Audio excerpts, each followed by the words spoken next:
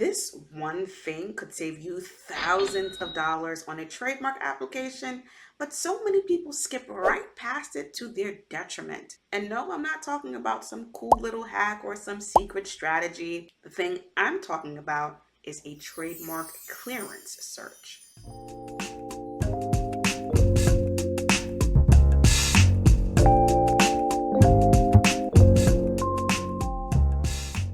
Hey friends, welcome back to my YouTube channel.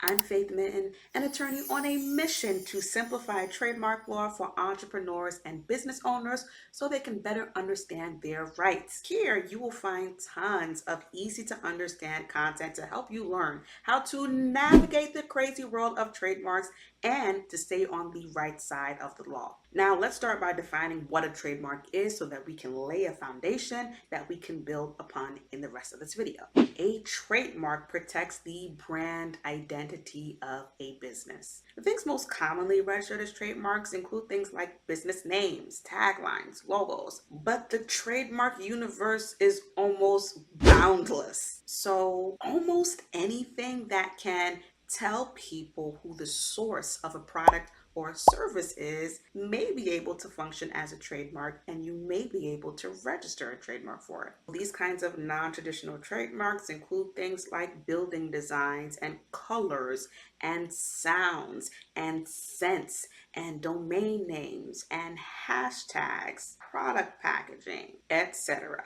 The whole point of registering a trademark for these kinds of things, whether they are traditional trademarks or non-traditional trademarks, is to protect the uniqueness of your brand by preventing your competitors from using similar trademarks to the ones that you have registered. But here's the catch. Before you register a trademark, you need to make sure that it's actually available. And that's where the trademark clearance search comes in. A trademark clearance search is the first line of defense that you have to consider to make sure that your brand isn't stepping on anyone else's toes. It is a comprehensive investigation whose purpose is to identify any potential trademark conflicts. And this kind of search shouldn't just look for exact matches. It should seek to identify anything that is likely to be confused with your trademark because it is similar in important ways. This confusing similarity could exist if the trademarks look alike, sound alike, or have similar meanings on the one hand, and if they are used to promote similar products and services on the other hand. But there are different types of trademarks that you need to check,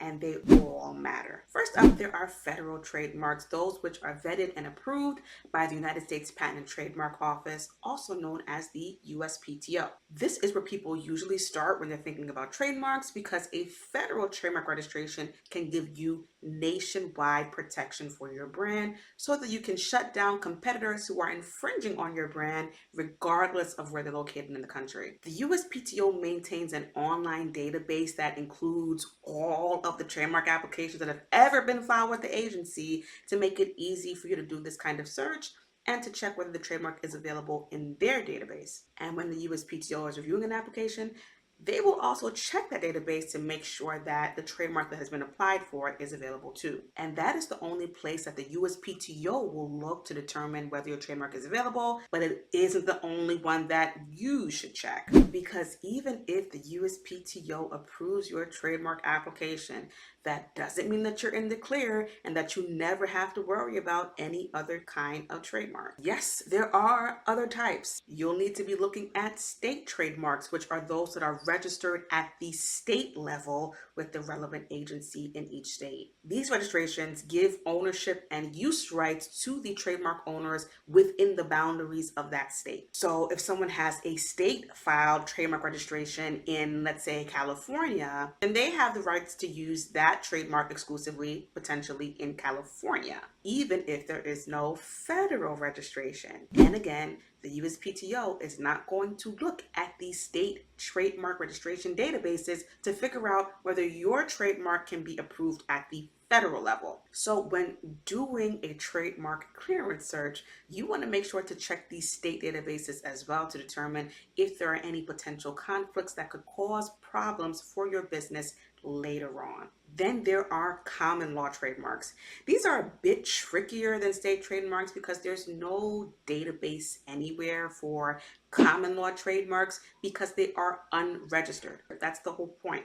No legal filing has been made for these kinds of trademarks. These kinds of trademark rights come into existence automatically once the trademark owner begins using the trademark publicly to sell products or provide services. Because common law trademark rights are unregistered and no filings are made, but because there's no single database where you can find a listing of all the common law trademarks that exist, there is only protection for these trademarks in the places where the products have actually been sold or services have actually been provided. And because there's no single database you can go to find common law trademarks the way you can for federal trademarks and somewhat similar to the way you can for state trademarks, identifying potential common law trademark conflicts is the hardest part of a trademark clearance search. But a thorough trademark clearance search does need to cover all three: federal trademarks, state trademarks, and common law trademarks, both to identify any confusingly similar trademarks, as well as to figure out if any confusingly similar trademarks have priority over the one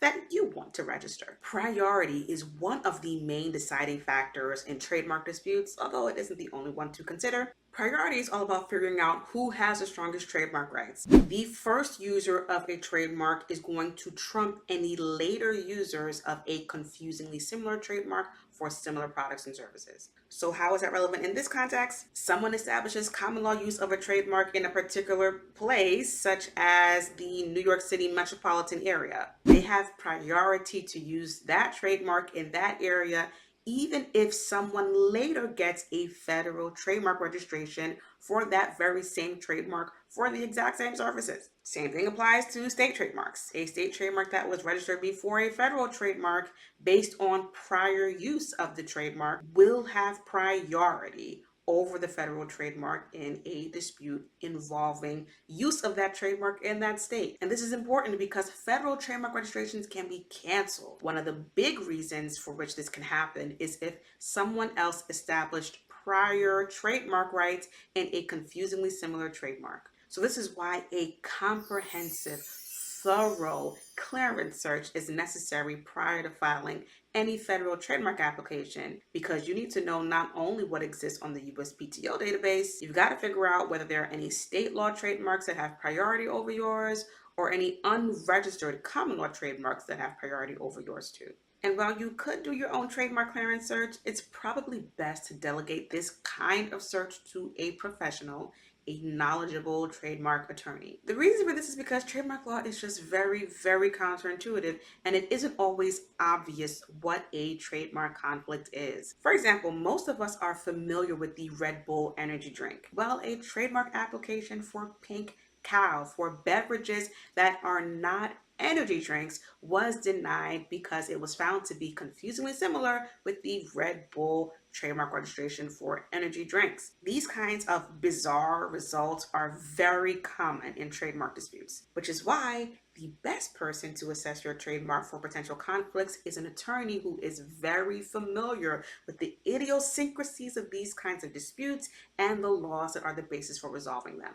And yes, hiring an attorney to do a thorough trademark clearance search for you does cost a pretty penny, but it is worth it in terms of the time and stress and headache that it can save you, because you will certainly spend more money and be more stressed if you have to respond to an office action or fight an opposition or litigated cancellation proceedings, not to mention the operational costs involved in rebranding, if you don't do the hard work to find out what the trademark conflict landscape looks like before you file. And that's a wrap. Now you know what a trademark clearance search is and why it is a necessary step before filing a trademark application.